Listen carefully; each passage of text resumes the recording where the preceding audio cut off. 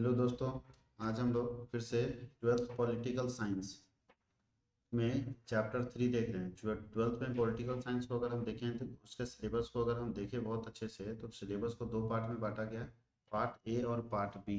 तो part A में हम लोग चैप्टर 3 देख रहे हैं और हम लोग एक एक करके सारे चैप्टर्स का पूरा डिस्कशन करेंगे, पूरा डिटेल देखेंगे। आप लोगों के एग्जामिनेशन पॉइंट ऑफ व्यू से ये बहुत इंपॉर्टेंट होने वाला है, इसलिए आप सब लगातार इस वीडियो को देखते रहे और इस चैनल में बने रहे। चैनल में बने रहने के लिए चैनल को सब्सक्राइब करें। आर्ट्स के लिए हमने अलग से एक चैनल बना रखा है, कॉमर्स पर हजारीबाग की तरफ से आर्ट्स का एक सेपरेट चैनल है जिसका नाम है CWH आर्ट्स, जिसमें आप ये वीडियो देख रहे हैं। अपने दोस्तों को भी शेयर कीजिए और ज़्यादा से ज़्यादा लोगों को इसमें जोड़िए, क्योंकि ये स्पेशली आर्ट्स के लिए, जिसमें क्लास 11th और क्लास 12th के वीडियो डाले जाएंगे। अभी क्लास 11th के भी वीडियो इसमें हम लोग डालना शुरू कर देंगे। अभी क्लास 12th के लिए हम लोग चैप्टर 3 देख रहे हैं और चैप्टर 1 2 हम लोग डाल चुके हैं, उसको भी आप देख सकते हैं, वो भी वीडियो प्लेलिस्ट में आपको मिल जाएगा। तो चलिए स्टार्ट करते हैं चैप्टर 3। चैप्टर 3 का नाम है समकालीन विश्व में अमेरिकी वर्चस्व। मतलब है कि अमेरिका का जो सुपर पावर वाला जो वर्चस्व था वो पूरे विश्व में फैलने लगा। कब से फैलने लगा? तो जब भी सेकेंड वर्ल्ड वार खत्म हुआ, सेकेंड वर्ल्ड वार जैसे खत्म हुआ वैसे से अमेरिका सुपर पावर दुनिया में बनने लगा, क्योंकि उस समय दो ध्रुव था, मतलब दो पार्ट में पूरी दुनिया बटी हुई थी। एक पार्ट का लीडर था रूस और एक पार्ट का लीडर था अमेरिका। तो और लेकिन जैसे जैसे शीत युद्ध खत्म हुआ, 1990 तक शीत युद्ध लगभग खत्म हो चुका था। तो शीत युद्ध जैसे 1990 में खत्म हो गया, उसके बाद से कहानी शुरू होता है। उसके बाद से अमेरिका सुपर पावर बनना शुरू हो गया, क्योंकि शीत युद्ध खत्म होने के साथ साथ जो सबसे बड़ा चेंज आया, सबसे बड़ा परिवर्तन आया है, वो परिवर्तन ये आया है कि जो सोवियत यूनियन था वो धीरे धीरे टूट रहा था। वहां से टूट के देश जो है वो बिखर रहे थे, अलग अलग जगह पे जा रहे थे, और वहां से टूट टूट के देश जो है वो अमेरिका की तरफ इंटर कर रहे थे, अमेरिका के सपोर्ट में चले जा रहे थे। और ऐसी ऐसी स्थिति में जब रूस कमजोर होता चला गया, सोवियत सोवियत यूनियन कमजोर होता चला गया, उसी समय अमेरिका मजबूत होता चला गया और विश्व की व्यवस्था में अमेरिका का वर्चस्व फिर से आ गया और अमेरिका दुनिया का सुपर पावर बन गया। और तब से लेके आज तक अमेरिका दुनिया का सुपर पावर बना हुआ है। तो चलिए हम लोग इसका MCQ देखते हैं एक एक करके। ये तो टॉपिक का डिटेल था कि टॉपिक हम लोग पढ़ने क्या जा रहे हैं। अब यहाँ लिखा है किस अमेरिकी राष्ट्रपति ने, यहाँ लिखा है कि किस अमेरिकी राष्ट्रपति ने विश्व की, देखिए लिखा है कि किस अमेरिकी राष्ट्रपति ने नई विश्व व्यवस्था का चित्र प्रस्तुत किया था। कौन सा अमेरिका राष्ट्रपति था जो नई विश्व व्यवस्था का चित्र प्रस्तुत किया था? नहीं, सुपर पावर दुनिया में सुपर पावर बनने वाले में सबसे ज्यादा कंट्रीब्यूशन किस अमेरिकी राष्ट्रपति का है? तो जॉर्ज बुश का है। जॉर्ज बुश ने ये काम किया था। जॉर्ज बुश ने नई विश्व व्यवस्था का चित्र प्रस्तुत किया था। आगे लिखा है सेकंड नंबर क्वेश्चन, 1996 में तालिबान ने किस राज्य में अपना शासन स्थापित किया था जिसे 2001 में अमेरिका ने मिटा दिया? तो सिंपल है, याद रखना है कि जो तालिबान है ना वो एक ही देश में है। तालिबान एक ही देश में आपको मिलेगा, अफगानिस्तान में। अभी देखिए, अभी प्रेजेंट टाइम में देखिएगा तो अफगानिस्तान में तालिबान की सरकार है, जिसको 1996 में ये तालिबान घुस गया अफगानिस्तान में। अब पूरा अफगानिस्तान पे कब्जा कर लिया। उसके बाद 2001 में अमेरिका लड़ते लड़ते, युद्ध लड़ते लड़ते तालिबान को भगा दिया। और फिर अभी देखिएगा अमेरिका वहां से भाग गया है और फिर तालिबान का कब्जा किस पर आ गया? अफगानिस्तान पर आ गया। यानी तालिबान का कब्जा किस पर आ गया? अफगानिस्तान पर आ गया। तीसरा है कि भारत के किस प्रधानमंत्री ने अमेरिका के साथ 3 असैनिक कार्यों के हितों परमाणु समझौते का सबल समर्थन किया था? कौन से ऐसे प्रधानमंत्री है जो अमेरिका के साथ असैनिक कार्यों के हितों परमाणु समझौते का सबल समर्थन किया था? कौन से ऐसे प्रधानमंत्री हैं? तो याद रखिएगा, प्रधानमंत्री मनमोहन सिंह ने ये काम किया था। किस देश ने 2003 में संयुक्त राष्ट्र संघ की उपेक्षा करके इराक पर आक्रमण किया था? कौन सा ऐसा देश था जो 2003 में संयुक्त राष्ट्र संघ का वैल्यू नहीं दिया, संयुक्त राष्ट्र संघ की बातों को वैल्यू नहीं देते हुए आक्रमण कर दिया था इराक पे? तो याद रखिएगा, इराक पे आक्रमण करने वाला देश का नाम हो सकता है अमेरिका, क्योंकि अमेरिका हमेशा इराक से पड़ा रहता है। अमेरिका ही ऐसा सुपर पावर है जो संयुक्त राष्ट्र संघ को भी ध्यान नहीं रखता है, जो संयुक्त राष्ट्र संघ की बात को ध्यान नहीं रखता, नहीं यूनाइटेड नेशन को भी वैल्यू नहीं देता, और सीधा अटैक मार दिया था इराक के ऊपर। किस देश के साथ संबंध स्थापित करके अमेरिका ने अपनी शक्ति को बहुत बढ़ाया? यानी कौन सा ऐसा देश है जिसके साथ उसका दोस्ती हुआ, उसके बाद अमेरिका अपना पावर और बढ़ाया, जिससे एक सिंगल पावर जो है दुनिया में आया? क्योंकि उससे पहले था दो पावर, एक सुपर पावर था अमेरिका, एक सुपर पावर था रसिया। तो ऐसी स्थिति में कौन से देश के साथ संबंध हो जाने से अमेरिका सुपर पावर बन गया? तो याद रखिएगा, अमेरिका का चीन के साथ जो संबंध हो गया ना, उसके कारण अमेरिका जो है दुनिया का सुपर पावर बन गया। नाटो की स्थापना किस वर्ष हुई? नाटो की स्थापना किस वर्ष हुई? तो नाटो की स्थापना हुई है 1949 में। कब हुई है? 1949 में नाटो की स्थापना की गई है। नाटो की स्थापना 1949 में की गई है, याद रखना। आगे लिखा है कि अमेरिका के वर्ल्ड ट्रेड सेंटर पर आतंकवादियों का हमला, ये सब लोग जानते हैं, 11 सितंबर, 11/9 बोलते हैं हम लोग, 9वां महीना सितंबर महीना होता है ना, 11/9/2001 को वर्ल्ड ट्रेड सेंटर, दुनिया का सबसे बड़ा इमारत था उस समय, ठीक है, विश्व व्यापार जिसको बोलते हैं सेंटर, तो विश्व व्यापार सेंटर जो था उसमें अमेरिका के ऊपर आतंकवादियों का हमला हो गया था। ये दुनिया का सबसे बड़ा सेंटर था उस समय, सबसे बड़ा बिल्डिंग था, और अमेरिका इसमें क्या किया, प्लेन ले जाके ठोक दिया सीधा। और ये अटैक हुआ था 11 सितंबर 2001 को। संयुक्त राज्य अमेरिका में कुल कितने राज्य हैं? संयुक्त राज्य अमेरिका में कुल कितने राज्य हैं? तो कुल उसके राज्यों की संख्या 50 है, यानी पूरे अमेरिका में कितने राज्य हैं? 50 राज्य हैं। विश्व को इंटरनेट की सुविधा देने वाले सुविधा किस देश ने की देन है? यानी विश्व को इंटरनेट की सुविधा कौन सा देश दिया? इसमें से कौन सा ऐसा देश है जो विश्व को इंटरनेट का फायदा दिया है? तो अमेरिका ही इंटरनेट की सुविधा विश्व को दिया, यानी पूरी दुनिया को अमेरिका जो है इंटरनेट की सुविधा दिया है, याद रखिएगा, अमेरिका ही इंटरनेट की सुविधा पूरी दुनिया को दिया है। आगे लिखा है संयुक्त राष्ट्र राज्य अमेरिका के वर्तमान राष्ट्रपति कौन है? अभी वर्तमान में तो अभी इसमें एक भी नहीं है, क्योंकि अच्छा हाँ, जोसेफ रोज जे बाइडेन यहाँ पे देखिए, अभी वर्तमान में कौन है? जे बाइडेन है। तो जो बाइडेन है अभी वर्तमान में राष्ट्रपति, तो ये चीज ध्यान दीजिएगा, वर्तमान में जो बाइडेन है। परमाणु अप्रसार संधि पर किस देश ने हस्ताक्षर नहीं किया? परमाणु अप्रसार संधि पर इसमें से कौन सा देश है जिसने हस्ताक्षर करने से मना कर दिया? तो हस्ताक्षर करने से मना करने वाला देश है भारत। द्वितीय विश्व युद्ध में अमेरिका ने जापान के किस शहर के ऊपर परमाणु बम गिराया था? तो नागासाकी और हिरोशिमा था, तो हिरोशिमा इसमें नहीं है, इसलिए नागासाकी एक सही ऑप्शन है। निम्न में से किस देश ने खुले द्वार नीति अपनाई है? तो ओपन गेट पॉलिसी, खुले द्वार नीति, कि कोई भी हमारे यहाँ आ सकता है, तो चीन। चीन ऐसा देश है जिसने खुले द्वार नीति अपनाई कि कोई भी हमारे यहाँ आ सकता है, हम ज़्यादा रिस्ट्रिक्शन नहीं रहेंगे करेंगे। आगे लिखा भारत ने पोखरण में दूसरा सफल परमाणु परीक्षण कब किया था? परमाणु परीक्षण दूसरा जो है वो कब किया था? तो 1998 में किया था।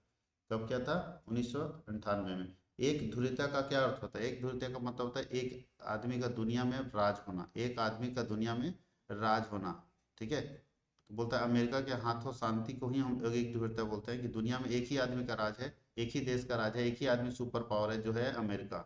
अमेरिका अकेला देश है जो सुपर पावर बना हुआ है, यानी अमेरिका जो है वो सुपर पावर बना हुआ है, याद रखेगा। इसी को बोलते हैं वन एक ध्रुवीयता का अंत। एक ध्रुवीयता मतलब एक आदमी के हाथ में सब कुछ होना।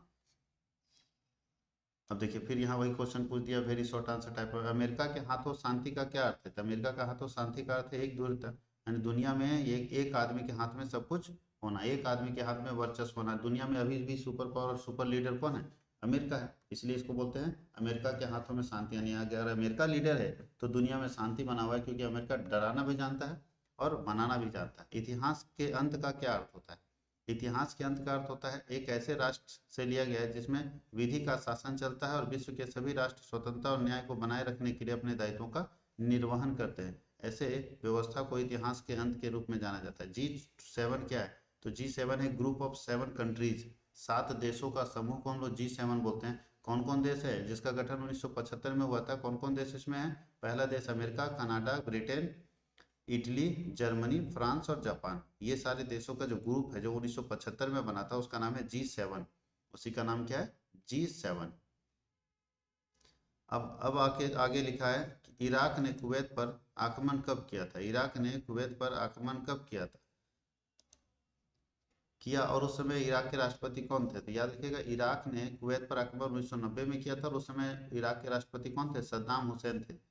आगे क्वेश्चन लिखा है अमेरिका ने आतंकवाद के विरुद्ध कौन सा अभियान चलाया था? अमेरिका ने आतंकवाद के विरुद्ध जो अभियान चलाया था उसका नाम था ऑपरेशन एंड्यूरिंग फ्रीडम, ये नाम से चलाया था। कब चलाया था? जब उसके यहाँ वर्ल्ड ट्रेड सेंटर पर आतंकवादी हमला हुआ था। उसके नीचे क्या लिखा है? प्रथम खाड़ी युद्ध, प्रथम खाड़ी युद्ध को वीडियो गेम वॉर क्यों कहा जाता है? यानी वीडियो गेम वॉर करने का रीजन क्या होता है? खाड़ी युद्ध है हुआ था तो उसको वीडियो गेम वॉर क्यों बोला जाता है? बोला जाता है प्रथम खाड़ी युद्ध को टेलीविजन पर व्यापक रूप से दिखाया गया था, यानी पहला ऐसा युद्ध था जिसको टीवी पर दिखाया गया। पूरे विश्व के लोगों ने इराकी सेना को टेलीविजन पर युद्ध में बुरी तरह हारते हुए देखा था, इसलिए इसको वीडियो गेम वॉर बोला जाता है। यानी ऐसा युद्ध अमेरिका किया था प्रथम खाड़ी युद्ध में कि पूरा इराक की सेना को इराक जो सेना है, इराकी सेना, उसको हारते हुए पूरी दुनिया को दिखाया था कि ले देखो कैसे हारता है सेना। बात मानने को तैयार नहीं था। नाटो का गठन कब हुआ और उसके सदस्य को किस नाम से जाना जाता है? तो नाटो का गठन 4 अप्रैल 1949 को हुआ और इसके सदस्य को शांति के सहभागी के रूप में जाना जाता है कि हम लोग पीस को मानते हैं, हम लोग शांति को मानते हैं। आगे लिखा प्रथम खाड़ी युद्ध को और किन किन नामों से जाना जाता है? प्रथम खाड़ी युद्ध को स्मार्ट बमों का प्रयोग, कंप्यूटर युद्ध, वीडियो गेम वार, ये भी बोला जाता है क्योंकि खाड़ी युद्ध को भी पूरा टीवी पर दिखाया गया था, तो वीडियो गेम वार के नाम से भी जाना जाता है। तो खाड़ी युद्ध को इतने सारे नामों से जाना जाता है। आगे लिखा है नाटो का पूरा नाम क्या है? नाटो का पूरा नाम है North Atlantic Treaty Organization. North Atlantic Treaty Organization full form है नाटो का। नाटो का मुख्यालय कहाँ है? तो नाटो का मुख्यालय ब्रुसेल्स में है, बेल्जियम में। याद रखिएगा, नाटो का मुख्यालय कहाँ है? ब्रुसेल्स में, बेल्जियम में। याद रखना इस चीज को। तो ये हम लोगों का very short answer type question हो गया। अब शॉर्ट आंसर टाइप क्वेश्चन में देखिए, अभी बोल रहा है कि ऑपरेशन एंड्यूरिंग फ्रीडम क्या है? तो याद रखिएगा, भारत ने क्या किया था, सॉरी अमेरिका ने क्या किया था? आतंकवाद के खिलाफ जो लड़ाई लड़ी थी, उस लड़ाई का नाम था एंड्यूरिंग फ्रीडम। बोल रहा है देखिए, 11 सितंबर 2001 को इस्लामिक कट्टरवादियों ने अमेरिका के दो नगरों न्यूयॉर्क के वर्ल्ड ट्रेड सेंटर और वर्जीनिया में पेंटागन में हमला किया था। और इसी हमले के पीछे अलकायदा का जो नेता था ओसामा बिन लादेन, उसका हाथ माना जाता था। तो उसको मिटाने के लिए अमेरिका ने एक अभियान चलाया था। उस अभियान का नाम था एंड्यूरिंग फ्रीडम। देखिए, अगर आप ऑब्जेक्टिव और वेरी शॉर्ट ठीक से पढ़ लेते हैं तो आपको लॉन्ग वाला में लिखने में सिर्फ पढ़िएगा तो समझ आ जाएगा, क्योंकि लगभग क्वेश्चन वही से पूछता है। जैसे अमेरिकी वर्चस्व की सैन्य शक्ति के रूप में व्याख्या कीजिए। अमेरिका आखिर दुनिया में कैसे पावरफुल बन गया? तो चूंकि अमेरिका एक ऐसी महाशक्ति है जिसके पास सबसे बड़ा विशाल थल सेना है, जल सेना और वायु सेना, यानी सेना इसके पास ज्यादा है। सेना की क्षमता अगर बात करें क्षमता की, तो इसके पास सेना की क्षमता दुनिया में सबसे ज्यादा है, इसलिए सुपर पावर बना हुआ है।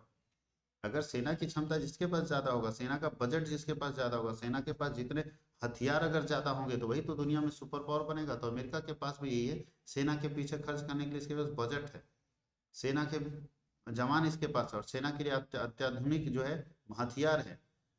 इसलिए इसकी सेना दुनिया में सबसे आगे है, और दुनिया में सबसे आगे होने के कारण ही ये सुपर पावर बना हुआ है। आगे बोलता है डेजर्ट स्टम्प क्या बोलते हैं? ऑपरेशन डेजर्ट स्टम्प पिछले बार भी बताए थे।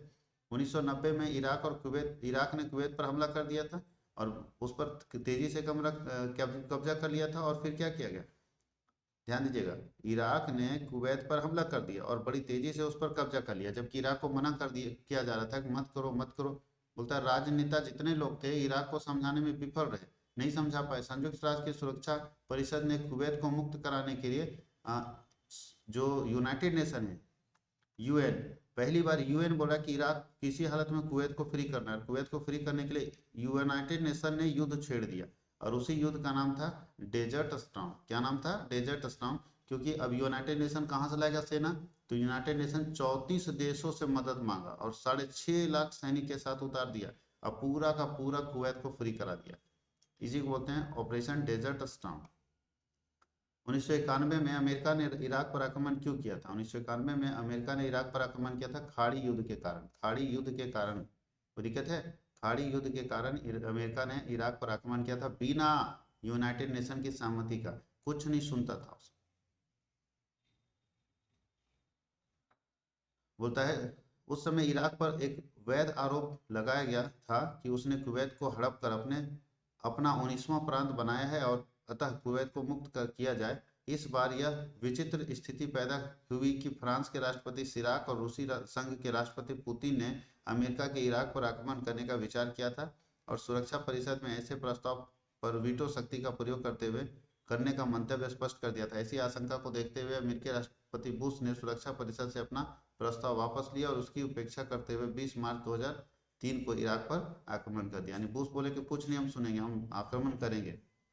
नई विश्व व्यवस्था क्या है? तो नई विश्व व्यवस्था में अमेरिका का वर्चस्व है। नई विश्व व्यवस्था का मतलब ऐसी व्यवस्था जिस पर दुनिया में अमेरिका का पावर होगा, सुपर पावर अमेरिका होगा, और अमेरिका पूरी दुनिया को हैंडल करेगा, अमेरिका पूरी दुनिया को मैनेज करेगा।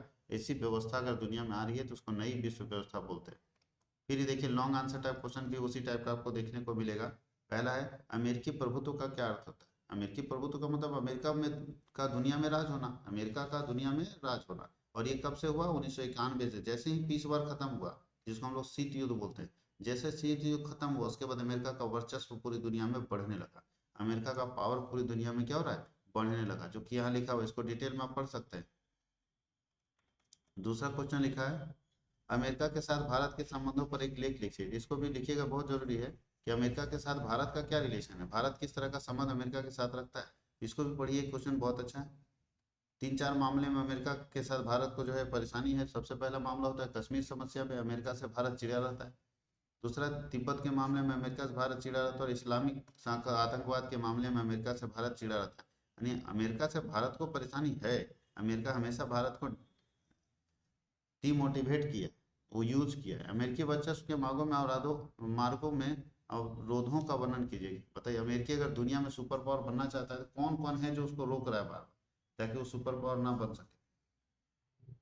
तो पहला अवरोध है अमेरिका का खुद अपना ऑर्गेनाइजेशनल स्ट्रक्चर, ऐसा स्ट्रक्चर उसके यहाँ है कि वो सुपर पावर बन ही नहीं सकता। दूसरा अवरोध है आंतरिक, अमेरिका में खुली समाज की खुली प्रवृत्ति है, और खुली प्रवृत्ति होने के कारण खुद मतलब उसका अंदर ही परेशानी है, सेना की कार्रवाई में बड़ा स्तर हो जाता है। अमेरिकी वर्चस्व में तीसरा अवरोध है अमेरिका द्वारा निर्मित नाटो। नाटो भी एक बहुत बड़ा अवरोध है कि अमेरिका बहुत कुछ नहीं कर सकता है नाटो के कारण, क्योंकि वो नाटो का सदस्य है। तो नाटो का सदस्य होने के कारण तो अमेरिका दुनिया पे राज करने में, दुनिया पे कायम होने में, दुनिया में अपना वर्चस्व बढ़ाने में तीन तरह का परेशानी उसके पास है। एक खुद का उसका सिस्टम, दूसरा उसके यहाँ जो ओपन समाज सिस्टम है, ओपन सोशल सिस्टम है कि कोई भी व्यक्ति जनमत होता है। जैसे हमारे देश में कुछ विरोध होता है ना, तो सरकार फैसला लेती है, वहाँ जनमत होता है, जनता फैसला लेती है। और तीसरा है कि अमेरिका नाटो का सदस्य है, इसलिए बहुत सारी ऐसी स्थितियाँ आती है जब अमेरिका कोई बड़ा डिसीजन, कोई बड़ा कदम नहीं उठा पाता है। तो ये हम लोग देख चुके हैं चैप्टर 3। अगले क्लास में हम फिर देखेंगे चैप्टर 4। और चैप्टर 4 में हम लोगों को पढ़ना है सत्ता के वैकल्पिक केंद्र। छोटे छोटे चैप्टर्स हैं जिसको हम लोगों को देखने की जरूरत है, और अच्छे से पढ़ेंगे तो फायदा होगा।